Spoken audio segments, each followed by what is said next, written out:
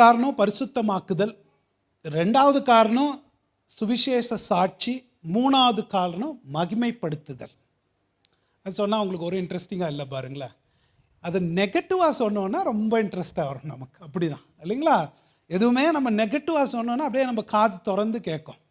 பாசிட்டிவாக சொன்னால் நம்ம கேட்க மாட்டோம் சில நேரங்களில். ஆகவே நெகட்டிவாக தலைப்பு நான் சொல்ல போகிறேன். இதையே மாற்றி சொன்னோன்னா, ஏன் நம்ம முறுக்கக்கூடாதுன்னா, நம்ம வாழ்க்கையில் ஆண்டவர் செய்கிற பரிசுத்தமாக்குதலின் கிரியையை முறுமுறுப்பு தடை பண்ணுகிறது.